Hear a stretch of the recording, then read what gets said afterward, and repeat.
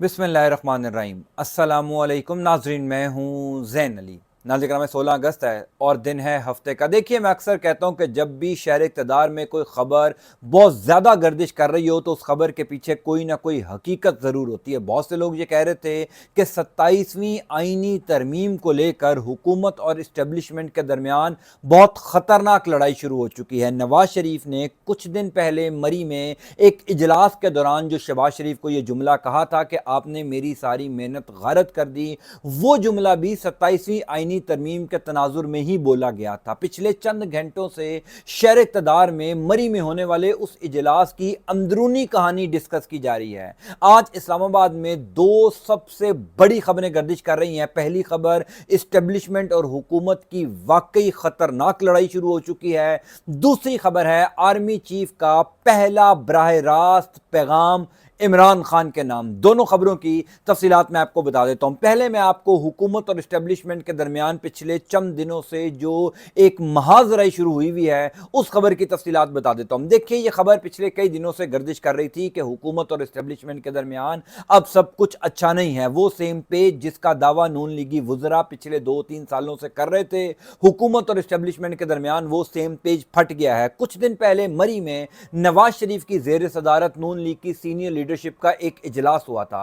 हैरानकुन तौर पर उस इजलास में शहबाज शरीफ भी मौजूद थे और वफाकी वजीर कानून आजम नज़ीर तारड़ भी मौजूद थे। वो इजलास जो मरी के एक पुरफिजा मकाम पर हुआ, नवाज शरीफ की रिहाइश गाह के अंदर नहीं हुआ, बाहर लॉन में हुआ था। उस इजलास के अंदर बहुत सी चीज़ें डिस्कस की गई। जो सबसे इंपॉर्टेंट चीज़ थी, जिसके हवाले से अब नून लीग के अंदर के लोग बता रहे हैं कि उस इजलास में 27वीं आइनी तरमीम का मामला ज़ेरे बहस है। वही 27वीं आइनी तरमीम है जिसको लेकर पिछले कई दिनों से इस्लामाबाद में यह दावा किया जा रहा है कि हुकूमत और इस्टेब्लिशमेंट के दरमियान जो पहली लड़ाई हुई है, हुकूमत और इस्टेब्लिशमेंट के दरमियान पहला बाकायदा जो फड्डा शुरू हुआ है वो इसी 27वीं आइनी तरमीम को लेकर हुआ है। क्योंकि 27वीं आइनी तरमीम के जो मुबैना तौर पर नकात सामने आ रहे हैं उसमें सदर मुमलिकत को दोबारा एम्पावर किया जाएगा। यानी वो 18वीं तरमीम जिसके तहत सदर से इख्तियारात लेकर सूबों को ट्रांसफ़र किए गए थे,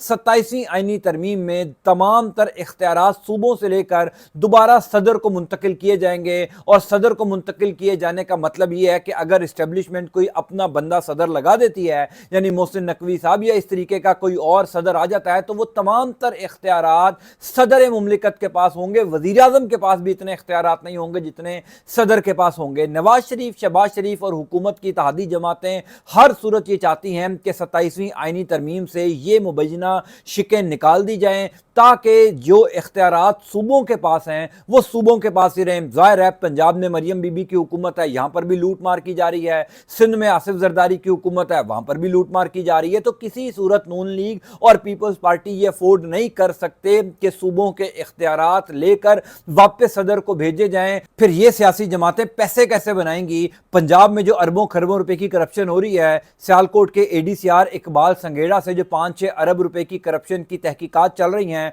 उस केस में भी बहुत सी पेशरफ्त हो रही है। कहा जा रहा है कि अब इस मामले को दबा दिया जाएगा। इकबाल संघेड़ा का जो दूसरा जिस्मानी रिमांड एंटी करप्शन ने लिया था, उस जिस्मानी रिमांड के 8 दिन मुकम्मल हो चुके हैं, लेकिन अभी तक कोई रिकवरी नहीं हुई। यानी इस मामले के ऊपर भी मिट्टी डाल दी गई है, क्योंकि इस मामले का खुरा इकबाल संघेड़ा के बाद ख्वाजा आसिफ और ख्वाजा आसिफ के बाद नून लीगी लीडरशिप पर जा रहा था। वो जो पंजाब में साफ सुथरा प्रोग्राम, एक प्रोजेक्ट लॉन्च किया गया था मरियम बीबी की हुकूमत की जानिब से, उस प्रोजेक्ट में भी अरबों खरबों रुपए की मुबैना तौर पर करप्शन हुई। इस वजह से इकबाल संघेड़ा के मामले को भी अब दबा दिया गया है।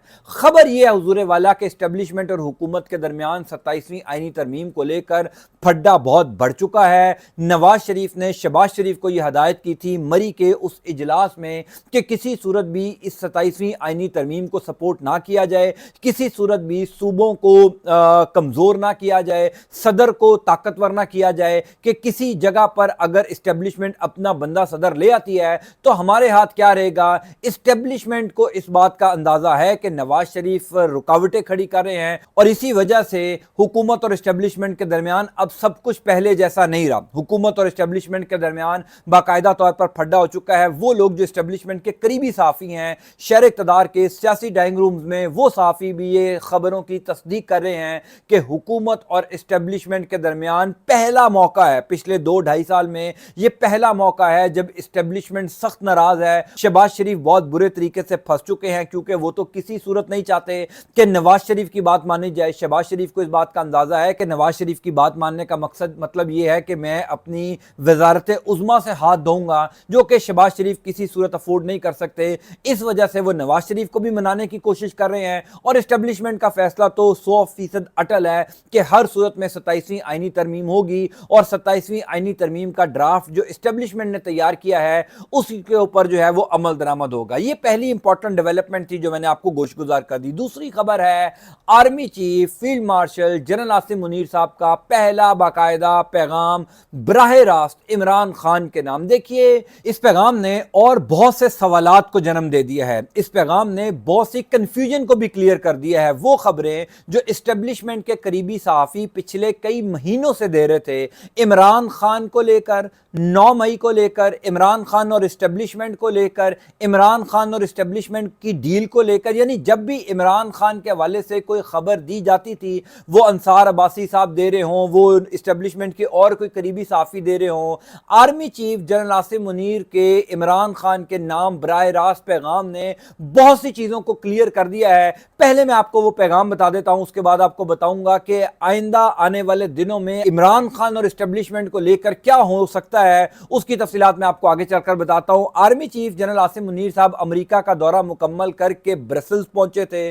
وہاں پر آپ سب جانتے ہیں کہ 14 اگست کی صبح وہ پاکستان واپس پہنچے، جب انہوں نے 14 اگست کی تقاریب میں شرکت کی۔ 14 اگست سے پہلے جتنی بھی ایونٹس تھے برسلز کے اندر، اس میں آرمی چیف جو ہے وہ وہاں پر خود موجود تھے۔ ایک وہ تقریب تھی جس میں اوورسیز جو کمیونٹی تھی پاکستان کی، اس تقریب میں مہمان خصوصی تھے army chief general Asim Munir, اور اسی تقریب میں پاکستان کے ایک صحافی سہیل وڑائچ بھی موجود تھے جو خاص طور پر اس تقریب میں شرکت کے لیے پاکستان سے گئے تھے۔ اب سہیل وڑائچ صاحب نے آج جو کالم لکھا ہے، سہیل وڑائچ صاحب نے آج اس تقریب کا جو احوال بیان کیا ہے، اور اس تقریب کے بعد جو سہیل وڑائچ اور آرمی چیف کی بقول سہیل وڑائچ کے کہ میری 2 گھنٹے تک army chief general Asim Munir صاحب سے ملاقات ہوئی، سیاسی معاملات ہوں، معاشی معاملات ہوں، حکومت اور اسٹیبلشمنٹ کے تعلقات ہوں، شہباز شریف، یعنی وہ کہتے ہیں کہ میں نے سب کچھ ڈسکس کیا، اور وہ سب کچھ جو احوال ہے وہ انہوں نے آج اپنے کالم میں لکھ بھی دیا ہے۔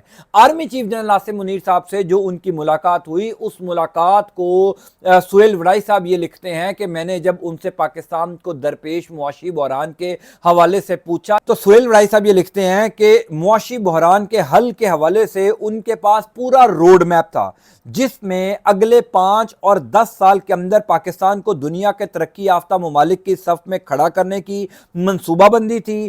انہوں نے حساب لگا رکھا ہے کہ اگلے سال سے ریکارڈک سے ہر سال $2 ارب کا خاص منافع ہوگا۔ انہوں نے حساب لگا رکھا ہے کہ پاکستان کے پاس نایاب زمینی خزانہ ہے، اس زمینی خزانے سے کیسے پاکستان کا قرضہ اتارا جائے گا اور پاکستان کو ایک خوشحال معاشرے کی شکل دی جائے گی۔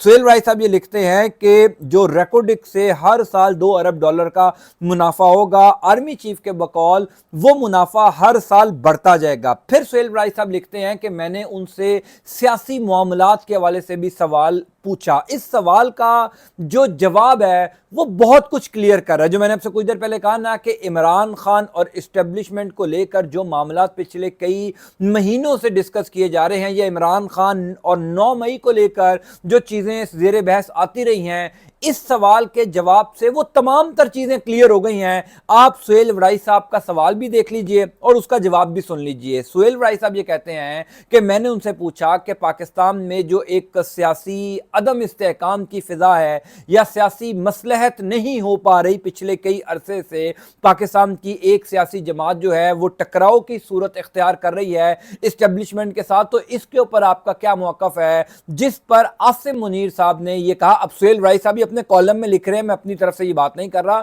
یہ سہیل وڑائچ صاحب کا آج کا کالم ہے۔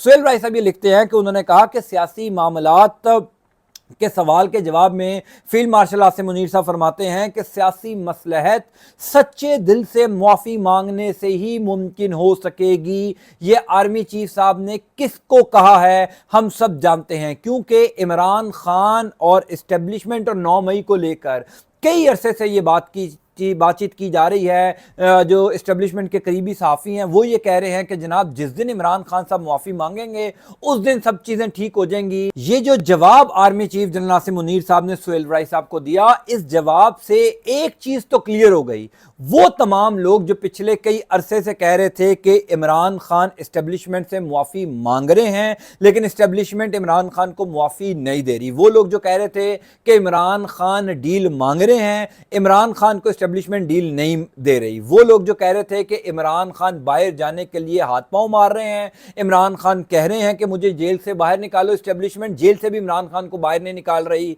Field marshal general Asim Munir साहब के इस एक जुमले ने इन तमाम तर क्या सराइयों को तो कम अज कम दफन कर दिया कि इमरान खान ने आज दिन तक इस्टेब्लिशमेंट से माफी नहीं मांगी। एक बात तो क्लियर हो गई ना, अगर तो इमरान खान ने इस्टेब्लिशमेंट से माफी मांग ली होती, 9 मई के ऊपर उन्होंने माफी मांग ली होती, जो कि इस्टेब्लिशमेंट के करीबी साफी या नून लीग के करीबी साफी पिछले कई अरसे से हमें बता रहे हैं कि जनाब इमरान खान तो माफी मांगने को तैयार है, वो तो हाथ पांव जोड़ रहे हैं लेकिन इस्टेब्लिशमेंट उनको माफ नहीं कर रही, इमरान खान जेल से बाहर आना चाहते हैं लेकिन इस्टेब्लिशमेंट उनको जेल से बाहर नहीं निकाल रही। तो जो सवाल सुहेल वड़ाई साहब ने ब्रसेल्स में फील्ड मार्शल आर्मी चीफ साहब से किया, उस सवाल का जवाब तो कम से कम यही बताता है कि इमरान खान ने मुआफ़ी नहीं मांगी और इमरान खान आज भी अपने मौक़िफ़ पर डटे हैं कि सीसीटीवी वीडियो निकाल लीजिए, जो कुछ भी इमरान खान 9 मई के हवाले से कहते हैं। अब ये सुहेल वड़ाई साहब और army chief general Asim Munir साहब के दरमियान मुलाकात का अहवाल था और भी बहुत सी गुफ्तगू की, यानी field marshal general Asim Munir साहब ने यह भी कहा कि मैं एक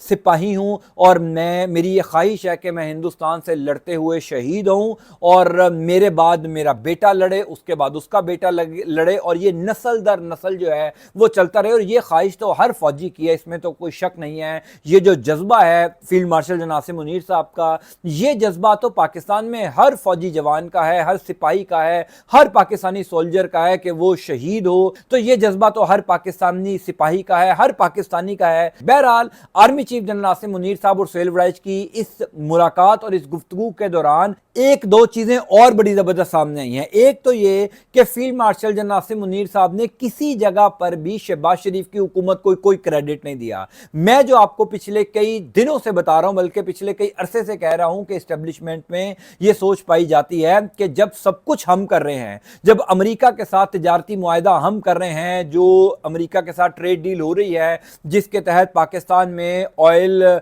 के रिजर्व्स जो हैं वो तलाश किए जाएंगे, जिस खजाने का army chief general Asim Munir साहब ने सुहेल वड़ाई से मुलाकात में भी जिक्र किया, और भी जो चीजें हो रही हैं, जब वो सब कुछ इस्टेब्लिशमेंट कर रही है तो फिर इसका क्रेडिट भी इस्टेब्लिशमेंट को ही दिया जाना चाहिए। आर्मी चीफ साहब ने इस मुलाकात के दौरान, क्योंकि सुहेल वड़ाई साहब का कॉलम मैंने जो पढ़ा, 2 दफा मैंने पढ़ा कि अगर मुझे समझ ना आ रहा हो तो मैं भरपूर उसको अंडरस्टैंड कर लूं।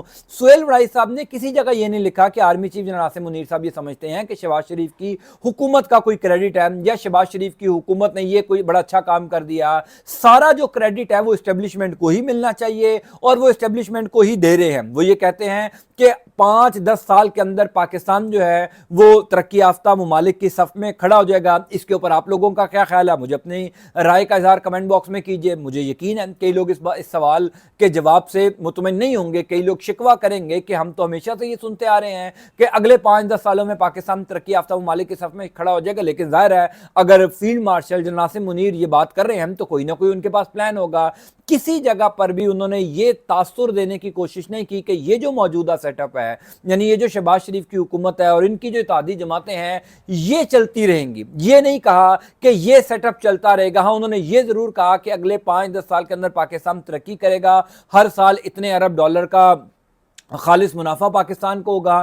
तो ये चीज़ें इंडिकेट करती हैं कि इस्टेब्लिशमेंट शहबाज शरीफ की हुकूमत को कोई क्रेडिट नहीं दे रही, शहबाज शरीफ की हुकूमत से कोई ज़्यादा मुतमिन भी नहीं है وہ تو صرف عمران خان کے ساتھ اسٹیبلشمنٹ کے تعلقات ٹھیک نہیں ہیں جس کی وجہ سے موجودہ اسٹیبلشمنٹ شہباز شریف کو اور ان کی اتحادی جماعتوں کو برداشت کر رہی ہے۔ بہرحال آرمی چیف کا عمران خان کے نام جو براہ راست پیغام ہے کہ اگر وہ سچے دل سے معافی مانگیں تو ان کو معاف کر دیا جائے گا، سیاسی مصلحت ہو جائے گی۔ نام تو عمران خان کا نہیں لیا، لیکن ظاہر ہے سب جانتے ہیں کہ معافی کا مطالبہ عمران خان سے ہی کیا جا رہا ہے، پاکستان تحریک انصاف سے ہی کیا جا رہا ہے۔ اب اس کا جواب عمران خان صاحب کیا دیں گے یہ آئندہ آنے والے 2-4 دنوں میں میرا خیال ہے کلیئر ہو جائے گا۔ جب بھی عمران خان سے کسی کی ملاقات ہوگی تو ان کو بتایا جائے گا کہ army chief general Asim Munir صاحب نے آپ کے نام یہ پیغام دیا ہے۔ اس کے بعد جب عمران خان کا جواب آئے گا وہ بھی بڑا زبردست ہوگا۔ بہرحال میں انشاءاللہ تعالیٰ آپ کو اپڈیٹ کرتا جاؤں گا۔ یہ 2 بڑی انپورٹنٹ ڈیولپمنٹ تھی، میں نے کہا گوش گزار کر دی جائیں۔ انٹل نیکسٹ ٹائم، اللہ حافظ۔